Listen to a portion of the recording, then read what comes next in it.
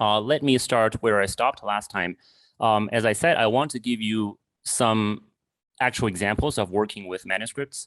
I don't want to give you too many examples because these are quite technical, and I want to do it very slowly and show you how to use the reference tools at every step, and try to think about all the complexities involved in trying to figure out what certain characters mean.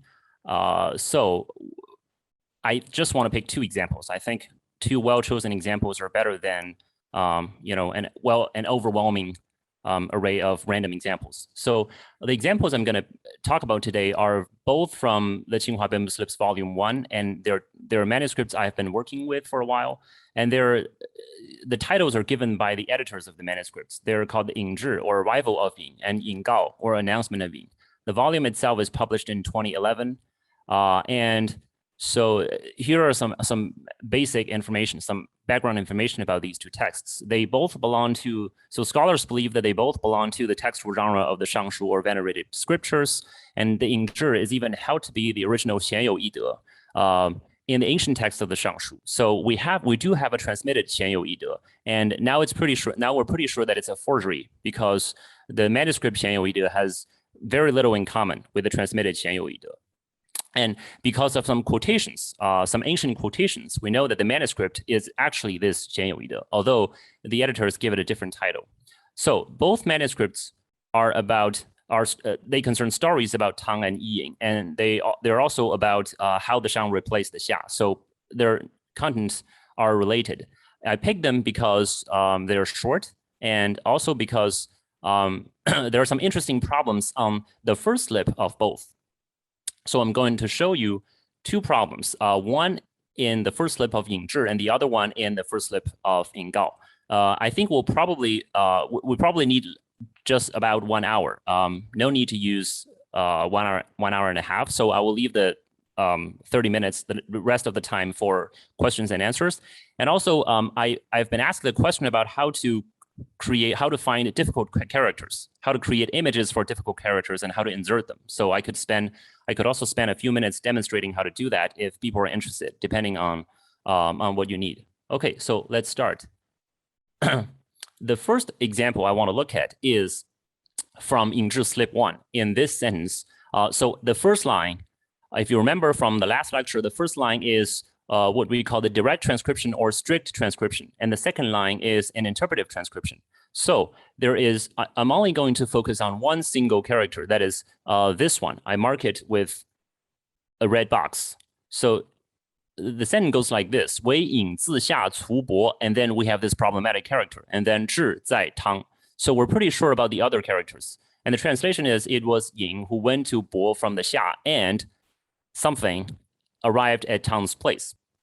So this X is written like this, and it's composed of a Xi, which is signific, and a Lu, which is phonetic.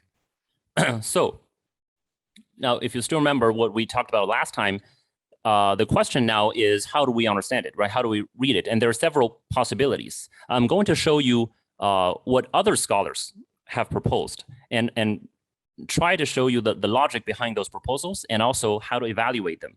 I'm going to suggest a reading that I think is the best, but I think it's an open question. You may disagree, and you may have your own idea. But basically, what I want to do is to compare the different proposals. Okay, so let's say there are all of these different proposals to read. So scholars have read it as the first one, this Lu, and then the second Lu here, and then also Lü, and finally this Shi here. So I divided them into two general groups. So they're either phonetic loans or graphic confusion. As for phonetic loans, the first Lu is obviously a homophone because it has the same phonetic, right? And then the second Lu is also homophonous. If you look at a page, the page on the right, so here is a page from the Guyun Tongxiao. This is the reference to I showed you last time. So if you look at this Lu, the category, the rhyme category, and the initial is Lai, and the rhyme category I believe is I can't see it here, but I believe it's Wu. So anyways, we have a phonetic series of Lu, and obviously these are all homophonous. And another thing is, this lu is also homophonous with the deer, this lu here, and the phonetic series of the deer. And then we have another line of lu. So basically this means you may consider all of these possibilities, right? You may consider all of these possibilities as potential phonetic loans for this lu. So the editors, the Tsinghua editors, they choose this lu with a walking significant underneath. And then Shan Yuchun in 2010, he opts for this lu. And then Shen Jianhua, a year later, opt for this lü. It's not exactly homophonous. It's only phonologically close. So we're going to use a reference tool to see how close it is and whether it is a good reading. And finally, Huang Renar and Zhao Simu, they suggest graphic confusion. So I'm showing you these ancient graphic forms of Dai and Shi. They believe that, so the first one here, this is lu, and the next two are Dai. So this Dai is sometimes written with a lu here. So this is really similar to the lu we have, right? And the last one is Chi, and this Chi is actually the phonetic of this Shi. So they believe that it's possible for these graphs to be confused with each other. And we're looking at, so they finally choose this Shi instead of the Dai here. So we're looking at lu, the first lu, the second lu, the third lu, and the fourth Shi here. Okay, and another, so just one more thing. I'm also showing you the woodblock edition of Shuowen, and in the entry on this lu, it gives you the Guwen form, the ancient form, and the ancient form, it says Guwen Cong Lu.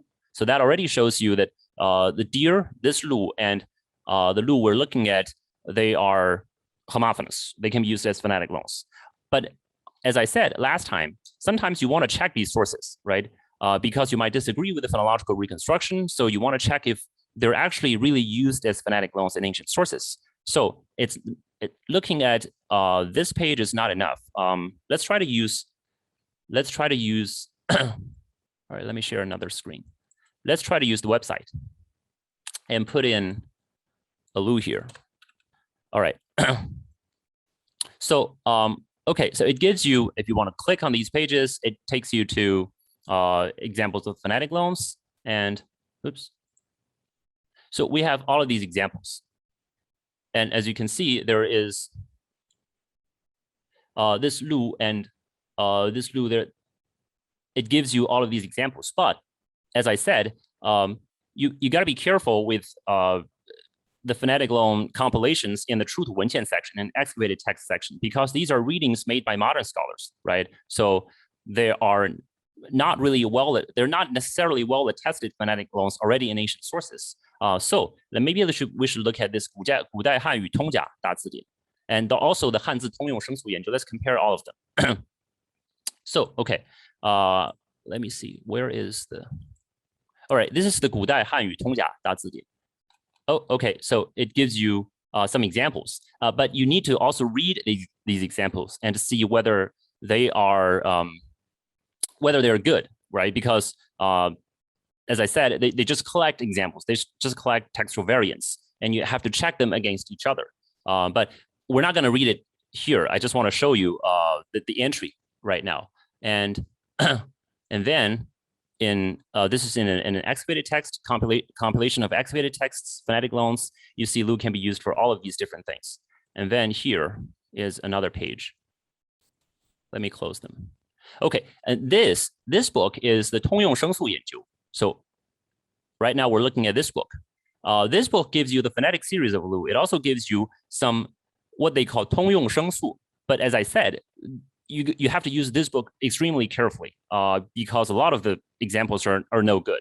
I'm not going to spend too much time talking about this, but let's just look at one example, all right? He says, 陆通虎.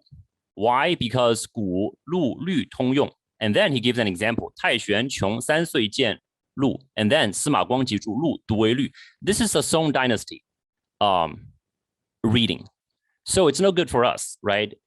When they say 古陆律通用, they're not specifying what is ancient. What does this ancient mean? Maybe it just means pre-modern China. So we have to be really careful about this. And also, whether lü is 从胡省声 is also a big problem. Just to save time, let's look at a text, okay? Because let's look at text instead. Okay, So the Shuowen says it's the hu, it's phonetic, but the Shuowen often makes mistakes, right? So if you want to know that, you still have to use this website to check if Lü can be used as a phonetic loan for hu. And you would see that there's no such an example, right? And you can even check the phonetic reconstructions. For example, we have an ying here, and if you put in Lü here, it gives you these reconstructions, and then put in hu again. So if you compare them, let's look at maybe Baxter and Cigar and Schussler. If you compare them, they're pretty different, right? So all of these are to say that so this book, it just gives you all of these sources, but we still have to distinguish between them, and we can't just rely on it. So this Lu Tonghu is not a good example. But anyways, so let's go back to the slide. In any case, if you check all of the sources, then you will find so the first one and the second one, these are good. These are very homophonous, right? These are strictly homophonous characters. So phonetically, they work. But the third one, Lü, doesn't really work. If you put in the Lü, let me go back to the website again. If you put in the Lü, and if you go through all of these examples, you wouldn't find one single example. That's the first thing. And if you check the the reconstructions, so we have a Lu here, right? And then we have Lü here. They also don't seem to work. I mean, the main vowels are different. And anyways, they're not homophonous. So, but why does someone want to propose that they can be used as phonetic loans? Because sometimes near homophones, or if they're just phonologically close, that could also be used as phonetic loan. But as I said, we usually don't want to go there, right? Because we still don't really have a very systematic methodology for determining the principles of using phonetic loans in that case. So in this case, Lü is no good, but we will see later that a near homophone can be used, can be a very good reading, but in this case, it's not a good reading. So, and the last one is Dai and Shi. Now, we have all of these readings, but then let's compare them in context, all right? We have just considered the sound itself and the graphic forms, but now let's consider them in context and consider the meaning. So here I'm showing you how these different readings make sense in the original sentence and how these scholars justify their own reading. So if you look at the first Lu, and the Shuowen definition is just 行景入路也, and this means just to walk cautiously. That seems to work quite well in the sentence. So Ying, he went to Bo from Xia and cautiously arrived at Tang's place, because we know that Ying served as a spy for Tang, and he was spying on the Xia for Tang. So maybe that's the reason why he need to walk cautiously. He need to arrive cautiously at Tang's place. So at least this makes some sense in the context, right? And as for the second one, the guy who proposed this reading, he gives an example from oracle inscriptions. So in the Heji number 35501, there is the place name called Bailu. And we don't have to look at the whole inscription. It's a sacrifice dedicated to a former king. But in this sacrifice, it records the location of the sacrifice. And here, because we have a yu here, right? And it's a preposition for a place name. So we know that this Bolu or Bailu is a place name. And this Bai is just this Bo, because if you look at the bamboo slip, it's written exactly as Bailu. And then if you look at the oracle bone, it's also this Bailu. So this Bo is the capital city, is the legendary capital city of the Shang dynasty. So, so in that case, then we have to insert a punctuation, a comma after this Lu instead of punctuating after Bo. So Bo Lu is a place name, and this Lu means woods. And if you know oracle bone inscriptions, we actually have other place names like this, the woods of somewhere. It would be, for example, a place name with a Lu would be the woods of this place, or it can also mean mountain foot. But in this case, I think it means woods. So the woods of this place, Bo. So that also makes some sense, right? Yi Ying went from Xia to the woods of the capital city, and he arrived at Tang's place. Although it's unclear why they meet in the woods, you can probably say that because he was spying for the Shang, he was spying for Tang, so they have to meet in a place that is secret. They have to meet secretly. So, and in a third case, if we consider it as a graphic confusion, sure just means to go, right? And the meaning is very simple. And the two scholars who proposed this reading, they find textual references, they find textual examples in other places, which talks about how Yi Ying returned to Shang's place, and they use the verb shi. So in this case, they read it as a verb, and the whole sentence simply means shi zhi simply means he arrived, he reached Tang's place. Okay, so the two textual examples are 于是接履而趋，遂视汤里为相, and also 于是伊尹接履而趋，遂视于汤以为相. So they're suggesting that, if we have the similar contexts in other ancient texts, then probably it's a good idea to take this as shi.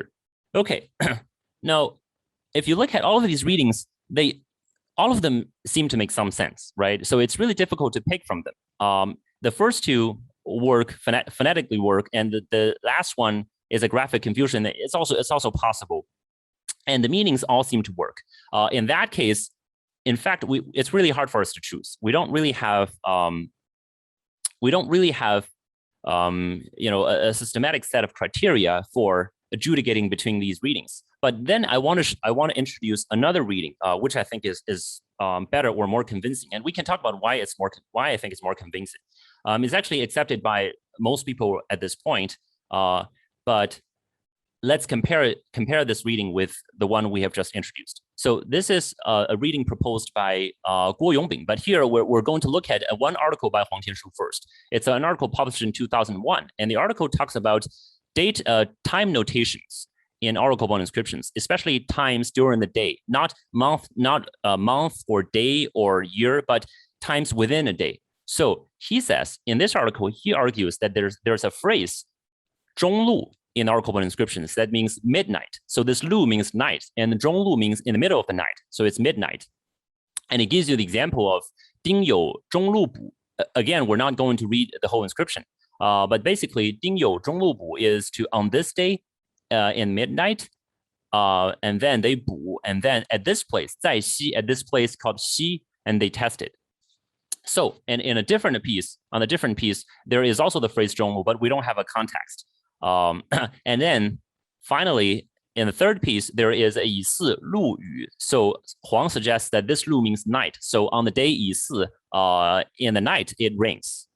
And the reason, so the article is very long. I'm not going to, go through the whole article. It gives a lot of evidence for taking this 中路 as a time notation.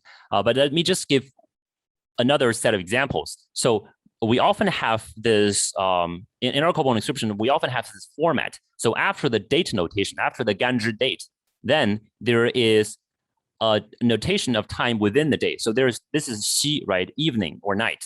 So this is the time of their bu. And if you compare these inscriptions with the first one, 丁有中路补, then they seem to have the same format, right? So Huang argues that this 中路 is midnight.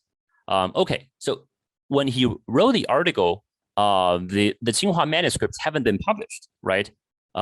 If you look at the forms of this 中路, sometimes it's written just with a lu, and sometimes it's written with a lu and the significant xi, exactly like the lu we have in the Tsinghua manuscripts.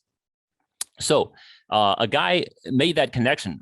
A scholar named Guo Yongbing made the connection between that 中路 and, let's go back a little bit, between this 中路and this lu, the lu here.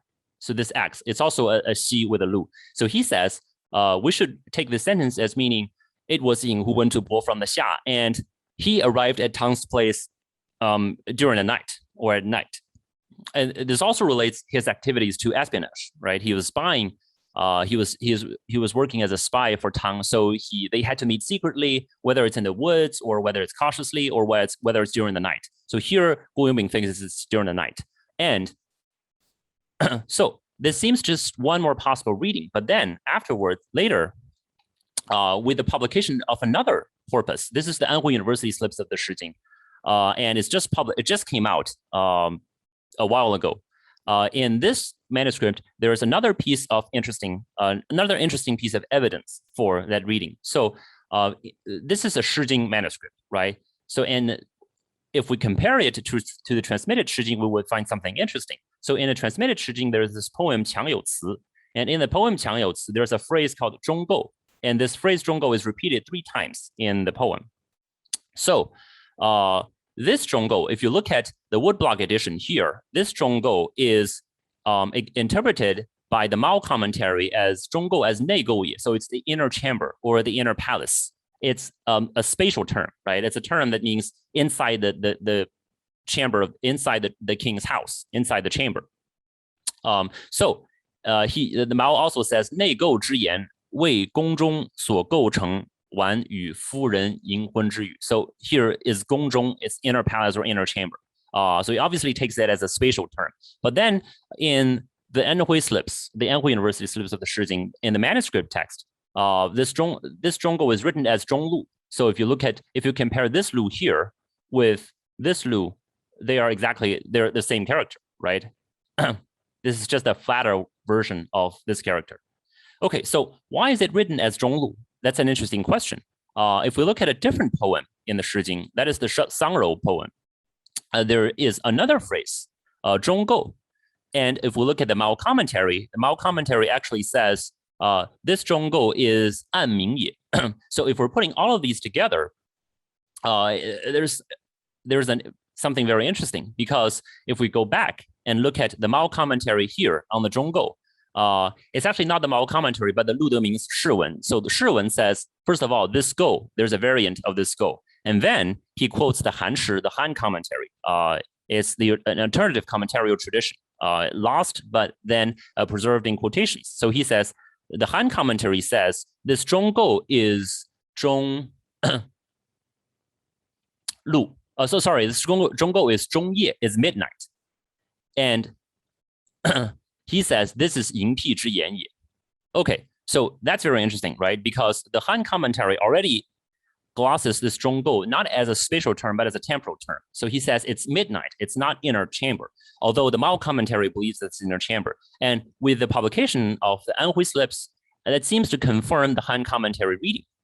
Without this connection, without this manuscript, we wouldn't know that why the Han commentary glosses this 中构 as 中夜. We don't know if it has any support, right? But with the oracle inscriptions, with the Anhui University slips, and also with the Tsinghua bamboo manuscripts, we actually know this 中构 is a spatial term in ancient times. It can be used as a spatial term for ancient times. And this also explains why the Mao commentary interprets this 中构 as 暗明也, because it's night, right? It's dark. So the Mao commentary actually knows that this has the midnight meaning, but here it simply takes the go in a different sense. So it seems that the Mao commentary misunderstands the 中构 in the first case, but it understands this 中构 correctly. Okay, so anyways, what we're looking at is the correspondences between the first 中构, the second 中构, and the final 中路. But an interesting question, if you want to probe further, a question to ask is, are these two words homophonous? Right? Are these two words homophonous? The first two, this 中构 and the second 中构, they're obviously homophonous. But what about this lu and this go? So what is the nature of this textual variant? Let's do a little bit of research with the reference tools again. So now, first of all, if you search the lu here, certainly it doesn't take you to any go, right? And if you look at the reconstruction, let me search the reconstruction first. So, oh, where is it? Okay, oh, sorry, not lu. So let's compare the reconstruction of go and lu. Okay, so lu is a wu bu, so it has this. The rhyme is this, and their rhymes are pretty similar, right? Their rhymes are pretty similar, but what is problematic is the initial. Go has a K initial, and lu it has an R or L initial. Again, I'm not an expert on phonology, so I can't explain this in a very technical way, but sometimes it's possible for K and L to be used as phonetic loans for each other. Let me give you another example. Okay, let me give you another example. Although we don't have any example from ancient texts that they're used as phonetic loans, at least the reference tools don't give us that example. Maybe someday you will find an example on your own, omitted by those reference tools, right? But at least our search doesn't give us that. So, but it's not to say that it's impossible. Maybe the manuscripts just give us another new phonetic loan relationship, right? Because we have to keep updating these phonetic loans. So maybe we're looking at another case of phonetic loan that we should try to explain. So the question now is whether this K and L as initials, they can be used as loans for each other. And I think the answer is yes, because I want to show you an example of this gong here. So, okay, no, let's search in the Handian first. I'll just use Handian because it saves time. Okay, so we're looking at this character gong, right? And it means to respect. It's basically another, it's often used as a phonetic loan for this gong or for gongjing de gong, to respect. And if you look at the Shuowen, so it gives you gong as a long on top and a gong underneath. And this is pretty much just the clerical form, right? A long on top and a gong underneath. And if we analyze this character, then the gong underneath seems a phonetic, obviously, right? But what is the long doing here? The long is probably the long is obviously also a phonetic, right? It cannot be a significant because to respect is not a kind of dragon. So the long is obviously also a phonetic. We're looking at a character which has two phonetic components, and so the Shuowen actually says that it's the long is just the phonetic. It doesn't take gong as the phonetic, but gong in this case seems to be the phonetic. Okay, and then if we look at ancient forms of this gong, let's do a different search. Let's search maybe the 金文字形库. Okay. Okay, so what you're seeing here are the bronze inscription forms of this gong. And you would find that it's written with a long on top and just two hands underneath. And it's not really a gong. It's without this thing in the middle, right? It's without this thing in the middle. And that means the long is just, the phonetic is just long. And this is used as this character, the graphic form is used as the used for the word to respect in bronze inscriptions. It's very typical. Okay, so what we're seeing here is actually a phonetic long relationship between long and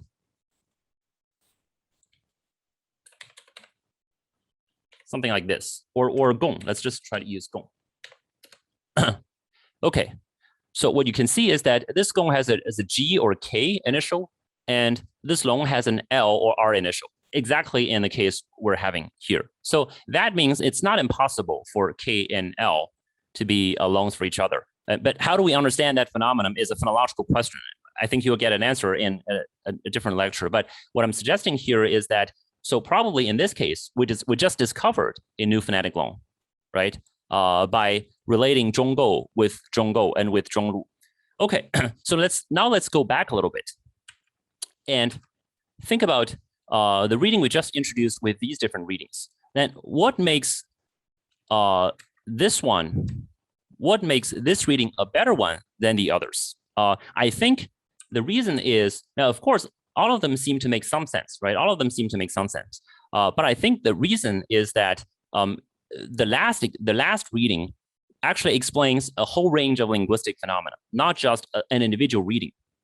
It's not just an plausible individual reading that makes sense in the context, but it actually helps us bring together a whole group of things in excavated texts. It explains a time notation in oracle bones. It explains, some a mistake made by an ancient commentator. It also explains variant characters in different versions of the Shijing. So I think in this case, this is a better reading, but which is not to say that it must be the true or correct reading, right? Maybe in the future we'll discover another manuscript that tells us that actually the other readings are better. But for the time being, I think this reading has the strongest explanatory power. This is where we're looking for, not just plausible phonetic loans that make sense in the context, but also but actually readings that have the strongest explanatory power.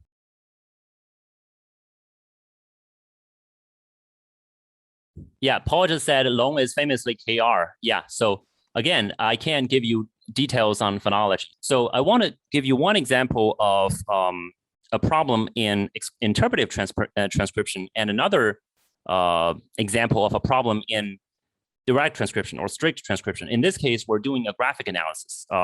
As I said last time, usually there's no problem. Usually direct transcription is quite straightforward, but occasionally we see something really weird. So in the first slip of Yinggao, we actually see a really weird character. And I also want to show you how different paleographers try to solve this problem. So this is slip 1 from the Yinggao, from the very beginning. And the text I'm showing you, the first line is a direct transcription, and the second line is an interpretive transcription. So the underlined sentence is what this image shows. So the image of the bamboo slip shows you the underlined text. And the text reads like 下字, and then we have this problematic one. Something. 其有名意为绝种. Okay, so the reading of the other characters are rather unproblematic, and the transcription also unproblematic. But what is this thing? Nobody seems to know what this is. If we enlarge it, it's something like this. And now it's time to, so if we don't know how to transcribe it, now it's time to analyze it a little bit. First of all, we know that there is a grass on top, right? And then we know that there is a shi or gong or probably ren on the left. And then we have a heart underneath. So the weird part is this stuff in the middle. Okay, so this thing. And usually, so when this thing was just published, the most widely accepted transcription is 绝. We have already seen this 绝. This is the first character of slip number 1 of Guodian Lao's manuscript A, right? And another typical form of 绝 is, this is also, I think in the Guodian Ziyi, in the Ziyi, this 绝is written, it's doubled, right? There are 2 silk significance in it. It's a silk cut by a knife. So, okay. But the problem is, so some other people propose that it's a xuan, it's also a silk. So a lot of them seem to take this to be a silk. But the problem is, this doesn't really like a silk. It's a little bit similar, but not quite. So then in this case, we have a really weird character. We don't really know how to transcribe it. Okay, let's try to resolve this problem step by step. I think it's actually resolved right now, but let's look at some initial possibilities first. First of all, there is a textual variant. So actually this line is quoted in the transmitted Ziyi in the Li Ji. And I'm showing you the text here, also underlined. It reads, it's a really weird line. It reads 下自周有中相异为中. And if we compare the two, and it's quite obvious that, so this zhong and this zhong, they're phonetic loans, right? And this Ming, so the scribe, so whoever copied the transmitted Ziyi in the Li Ji, probably had a manuscript which had also zhong here. Although our manuscript distinguishes between Ming and zhong, but probably the base text of the Li Ji Ziyi has also a zhong here. So there are 2 zhongs, right? This is quite easy. But then our problematic, the corresponding character in this transmitted quotation is a zhou here. And if we look at the commentary, in the 13 Classics, the commentator says, this zhou is actually a meaningful word. It's 忠信为周, faithful and trustworthy, loyal and trustworthy. So it takes this to be a word, a meaningful word. But the same commentator also takes this zhong as the end. Although in a manuscript, we know it's actually Ming and zhong. Now, of course, you may also question the manuscript reading, right? But here, if you put it in the context, Ming and zhong actually make much better sense than the 2 zhongs. So, okay. Then let's go back to the zhou example, okay?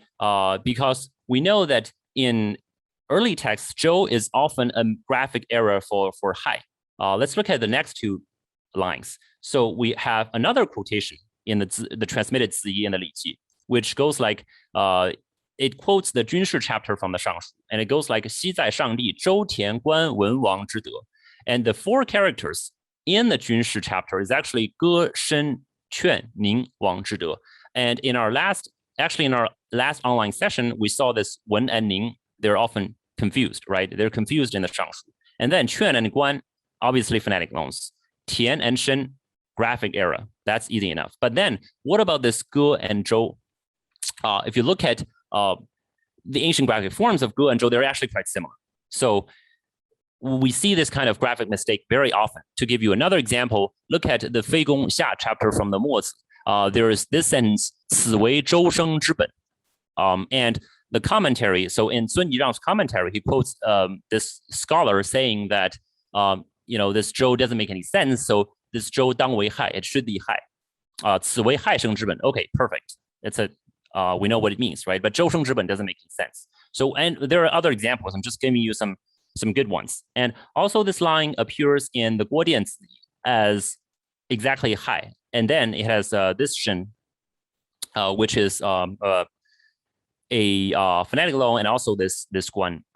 So we know that now that we know the zhou and hai can be graphic errors for each other. So it seems to give some support to the jue reading, right? Because jue and ge are synonyms, and ge and hai are phonetic loans. And then finally, hai and zhou are graphic errors. We're seeing a very complicated, a series of textual mutations here. So if we were trying to figure out what really happened, and then probably, so obviously the base text of this zi should have a hai, right? And it shouldn't be this zhou. It should be a hai. And then maybe in a different manuscript, this hai is replaced as this jue or this jue, but they mean similar things. They both mean to cut, right? This xia cut itself off from its people, basically alienated itself from its people. That's what it means. So, and that reading also makes sense in the context. But the only problem is that, so we can try to solve the problem by comparing these textual variants, right? But the only problem is still, this doesn't look like jue very much. This doesn't really look like jue. I tried very hard to see it as a jue, but still I can't really figure out what it is. Okay, but then this is still a problem, right? We seem to have a solution, but the solution is not totally satisfactory. There's something missing in between. There's something missing in between. Okay, so let me give you another example. Here, I think is a better solution. It's an article published by, I forgot to include the source here. It's an article published by Shi Xiaoli in maybe 2010 or 2011. I don't remember. But anyways, sorry, it's a recent article by Shi Xiaoli. So he says that this is not jue at all. He says the reason why we can't figure out what this is because the right part is missing. If we go back and look at this bamboo slip, actually it's not. You can't really see the right end very well, right? So he says the reason why we can't figure out what this is because this the right end is missing, and if we complete it, it's something like this.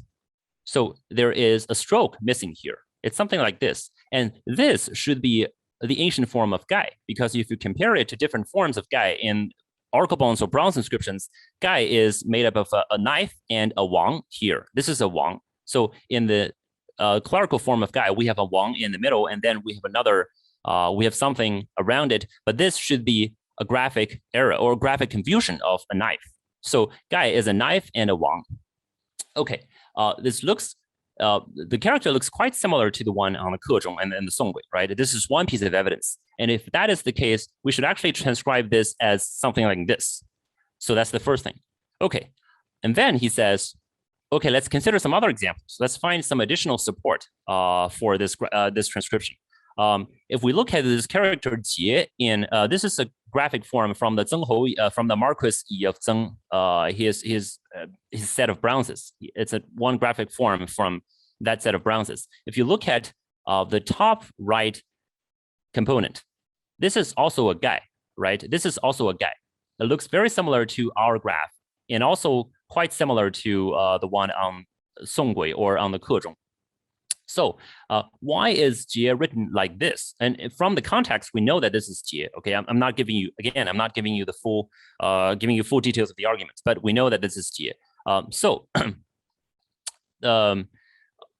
The reason is because the jie and he, they are often used as phonetic loans. And here it's the guy plays a phonetic role. And this he, if you look at the Shuowen definition, it says it has guy as a significant, right?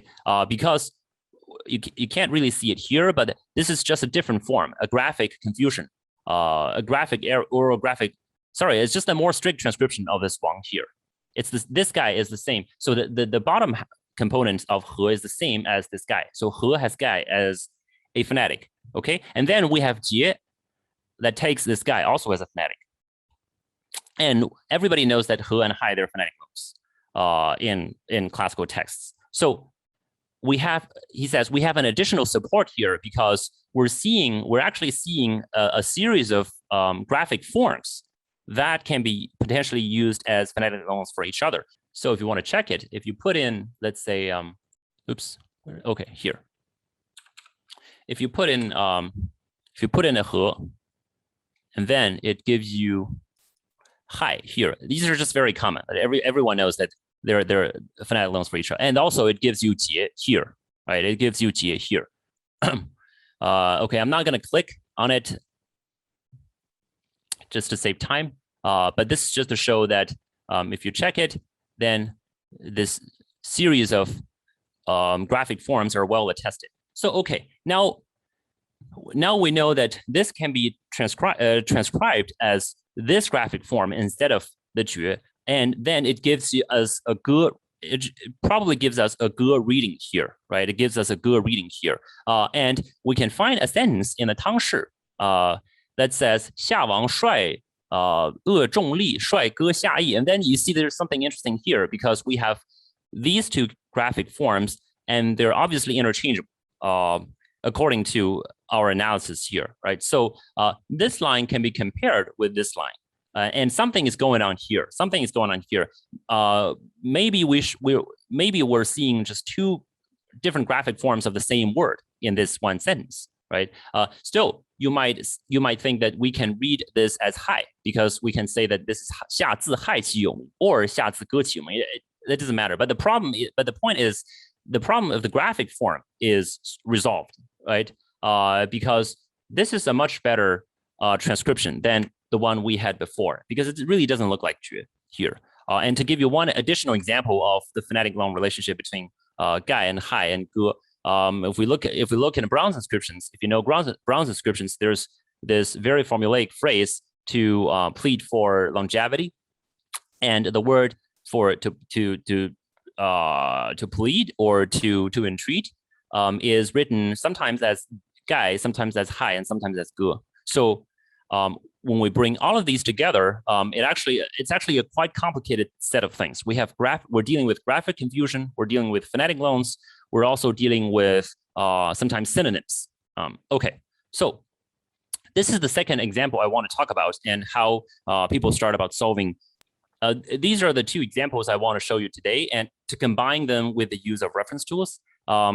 So I want to move really slowly and but maybe I still missed certain things when I was trying to introduce the example. So I want to take some questions now. And you can find a lot of information. So if you click on the 首页, you can find a lot of information here by reading the 小站. There's actually an English introduction here. So it keeps updating. So it's a shame that it doesn't have a lot of information on the ancient, let's say, paleography tools. It has a lot of useful dictionaries here in this section. But then maybe due to copyright reasons, they removed a lot of books from the 古文字 section. When I used it, let's say a year ago, they still had that here, but then they removed it. So the most useful section is here, the 工具书 reference tools or dictionaries. It has, so for philological glosses, for phonological reconstructions, for bamboo and silk texts, for phonetic series, and phonetic loans, and also some let's say dialects and or phonology in Buddhist texts, a lot of things. It also has, this is something I talked about in the last video, it also has a collection of Shijing materials. So you can find all of these poems in the Shijing. If you click on one of them, it takes you to all the major commentaries and some major works by modern scholars. I would strongly recommend this website. It saves you a lot of time. Let me click on the 隋唐五代诗歌, for example. It takes you to an image of a scanned image of the book. Sorry, just one more thing. I think one way to use the 中华经典古籍库 is that you can actually search in the commentaries. So it has those books published by 中华书局, right? So those books are not just critical editions, but include also Qing philologists' commentaries. And they're usually very informative. And you can actually search. The commentaries are searchable. So in that way, you can find, what has been said by Qing philologists on a certain chunk of text. I think that's also really useful. So last time someone asked me if I can show how to input, strange graphs, how to insert strange graphic forms. Yeah. I can also talk about that. Yeah, okay. So I think there are usually two ways to do it. The first way is just if you can use this. So if you click Handian, if you open Handian, and here is a 条目, right? By this, if you're searching by this 条目, then you're searching the whole character. Let's say, for example, if I type in Li, then I'm searching this character itself. But then, let me go back. If you change this 条目 to 拆分, to this 汉字拆分 here, and you can search all the characters that have a certain component. So if I type in, let's say, 汉点的点, and if I search it, it takes you to a page that gives you all these characters that have 点 as a component. And this 点 doesn't even have to be the radical. So, and then sometimes you can find the characters you want here because they have a large number of them. So for example, if you click on this one, and then you can just copy and paste, right? You can, let's just say you can copy and paste. You can copy and paste this. And then into your Word document or whatever you're using. But so this is quite easy, right? But what if it doesn't really have, what if ZDict doesn't really have that? Then the way I do it is I have to make an image, but it's also pretty easy. So let me show you how to create an image of a strange character. I actually opened a file here. So this is what I want to use this sentence as an example. So this is the sentence from the Guodian version, the Guodian manuscript of the Ziyi, and it says 昔在上帝歌声观文王德. So first of all, so we have two strange characters here, right? This is the first one, and you can see it's an image, and this is the second one. So the second one, you can find it on Handian. If you just search, let's say, if you just search 直, it's very easy to find it on Handian. You just browse through all of these, then it's here, right? It even has this variant form of duo. And if you click on it, it takes you to duo, really. And if you click this duo, it gives you all of these variant forms of duo. So Handian is really useful. It already has a lot of the characters you would need. But what about this one? What about this ge? If you put in the hai, let's say, if you put in the hai, and then you can't find a hai with a ge. Sometimes I miss it, but I don't see it here. If you just browse, if you just skim through it, you don't have a hai with a ge on the right. So what you can do is that you can create an image by using these characters on the Handian. So let's say we have a character that has, hai on the left and ge on the right, right? And first of all, let me find a character that also has hai on the left. So let's click this one. Okay, I have this character with a hai on the left. And then let me find another one with a ge on the right. There are plenty of them, so I'll just click this one randomly. Okay, now what I'm going to do is I'm going to open a paint. or whatever it's painting software you want to use. This is the paint Windows has. Mac may have something different. I'm not sure, so I'll just use Windows as an example. So I insert this text box first, and then paste the first character, and then the second one. This may seem very time consuming, but it's actually very easy. If you know how to do it, it's actually very easy. So, okay, so now we have one character with the hi on the left, right? And another character with ge on the right. What you want to do is you want to remove the part you don't want. So what I usually do is I select it and then just delete.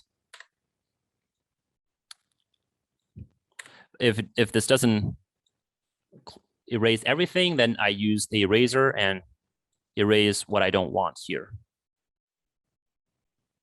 So now what we have is a hi and a ge as two components. The reason why we want to search for these characters in ZDeck is because, you know, if you have just hi here, and then if you change its size, it's going to be very awkward looking. So this is what we're going to do. And then you select this ge and make sure you choose transparent selection here. I'm sorry the system is in Chinese, but you can find where it is. This is transparent selection. If you don't select it, and if you move ge, the white background is going to cover hi, right? So if you choose transparent selection, and then this ge doesn't, the white background doesn't cover it, and then you get a nice character. You can even adjust, you know, if it's too big, you can even adjust it a little bit.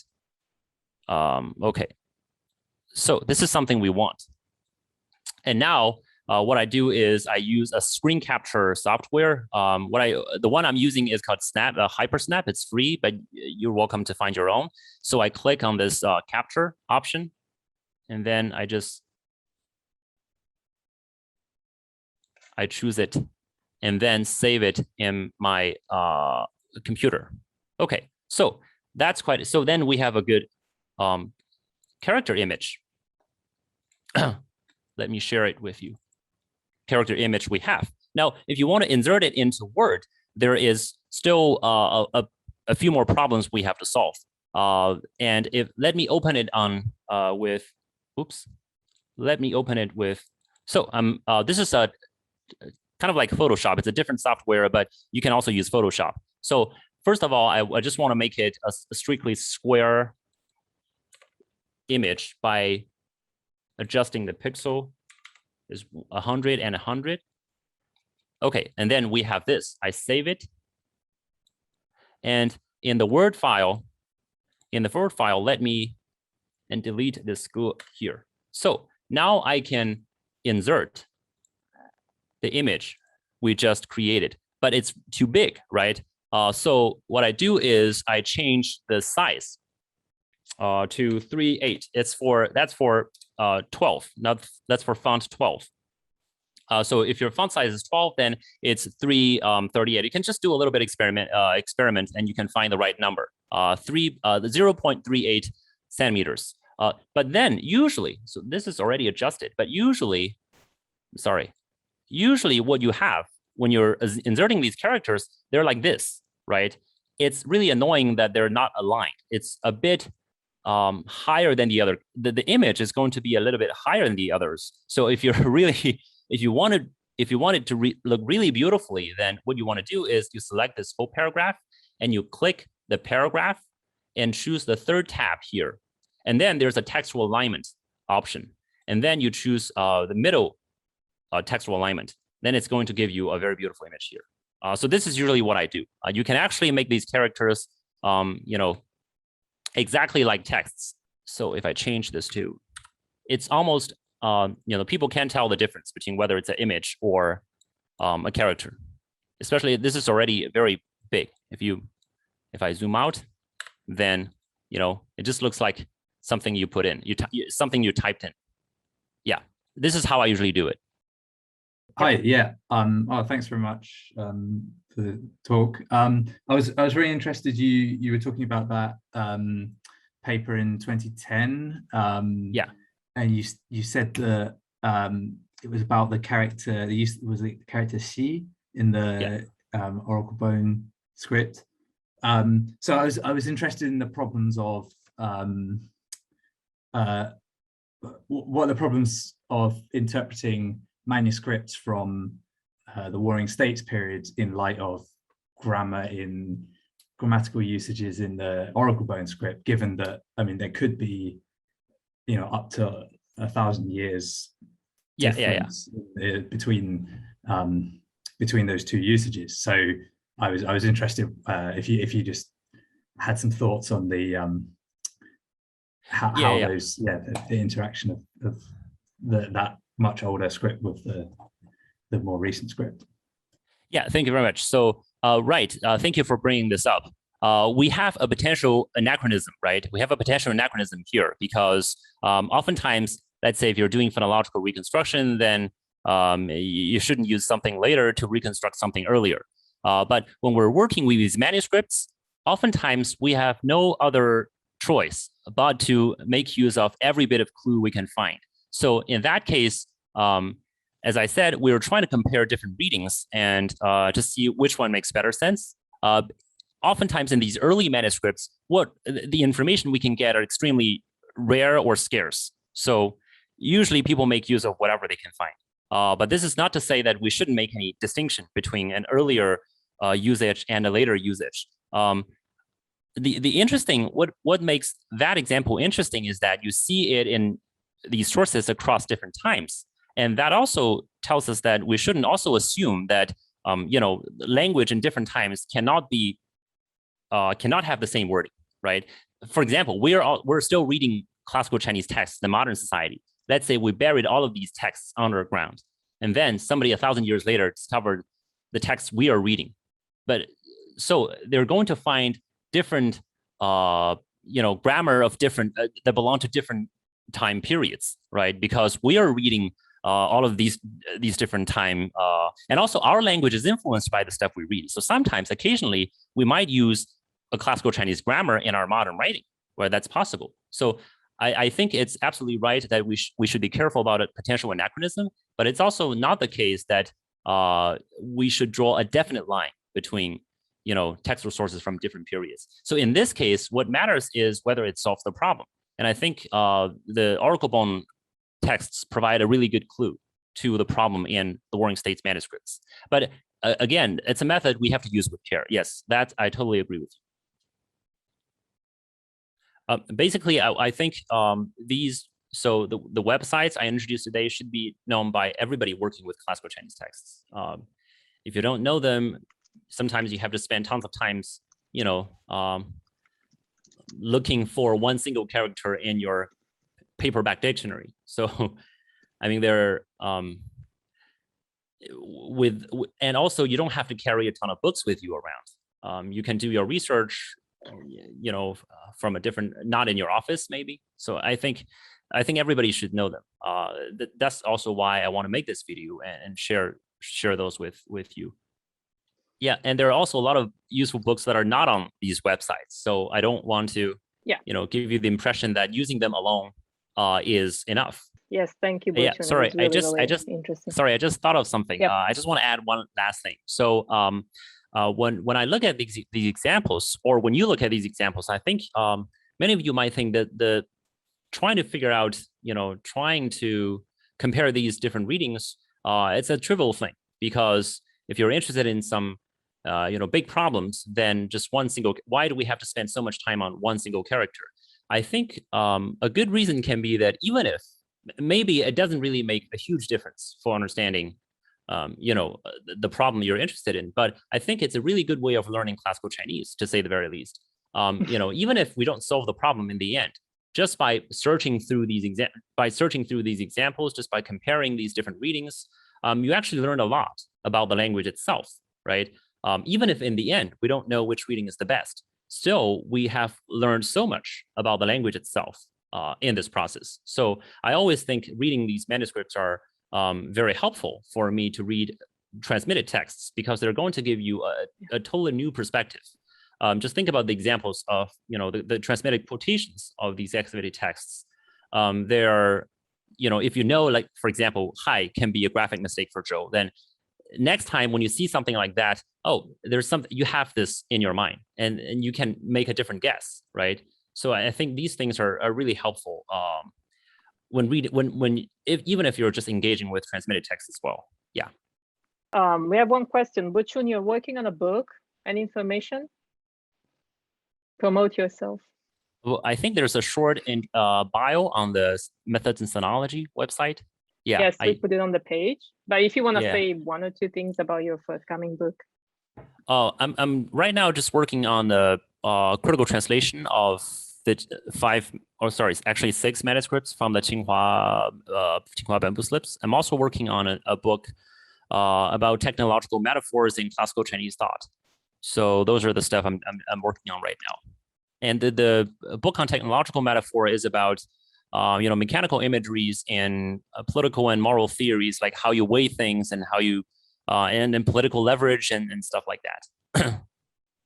If you're really interested, you can find the dissertation online at the moment. Oh yes, wait for the book. Okay, I think we can wrap it here. Thank you again, everybody. And as I said, any questions that come up later by just rewatching the videos, please do reach out. Remember, we are back again next. Thank you very much. So we may ask for help in the future. Thank you so much, everybody, for coming. Yeah, thank you everyone for coming. Have a wonderful weekend.